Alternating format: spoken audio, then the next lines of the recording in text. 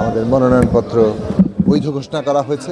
আমাদের যে যুগপৎ আন্দোলনের যে ধারা, বিএনপি সহ ৩৯টি রাজনৈতিক দল আমরা দীর্ঘদিন ধরে যে যুগপৎ আন্দোলন করেছি ফ্যাসিবাদ বিরোধী, সেই যুগপৎ আন্দোলনে সমর্থনে এবং বিএনপি সহ যুগপৎ প্রার্থীদের সমর্থনে আমরা আজকে যে এখানে প্রার্থিতা আমাদের মনোনয়নপত্র বৈধ ঘোষণা করা হয়েছে।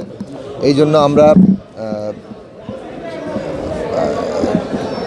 বাঞ্ছারামপুরবাসীকে এবং এখানে আমাদের সমস্ত ফ্যাসিবাদ বিরোধী আন্দোলনকারী দল, বিএনপি, আমাদের দল গণসংহতি আন্দোলন এবং অন্যান্য রাজনৈতিক দল আমরা যারা একসাথে লড়াই করেছি তাদের সকলকে আমরা অভিনন্দন জানাই, বাঞ্ছারামপুরবাসীকে অভিনন্দন জানাই।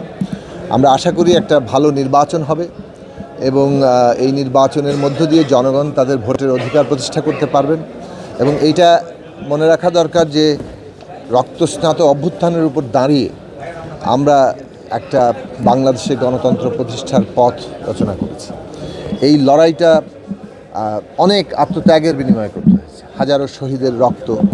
তার আগে দীর্ঘ লড়াইয়ে গুম, খুন, মামলা, হামলার মধ্য দিয়ে এই দেশে কিভাবে বিএনপি সহ বিরোধী রাজনৈতিক দলগুলোর উপরে অত্যাচার হয়েছে আমরা তা দেখেছি।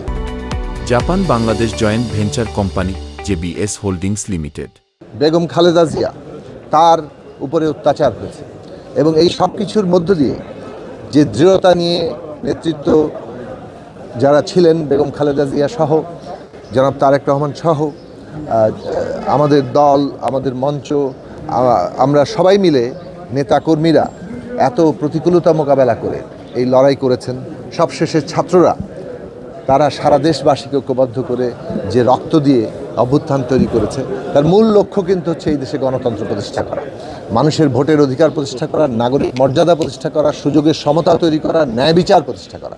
ফলে আগামী সংসদটা হচ্ছে এই যে মানুষের আকাঙ্ক্ষা বাস্তবায়নের সংসদ। সেই জন্য এই সংসদ কিন্তু সংবিধান সংস্কার পরিষদেরও নির্বাচন। এটা একই সাথে যেমন জাতীয় সংসদ নির্বাচন, তেমনি সংবিধান সংস্কার পরিষদের নির্বাচন। যে জুলাই জাতীয় সনদ তৈরি হয়েছে তার ভিত্তিতে আগামী সংসদে আমাদের সংবিধান সংস্কার হবে, তার ভিত্তিতে বাংলাদেশ পরিচালিত হবে।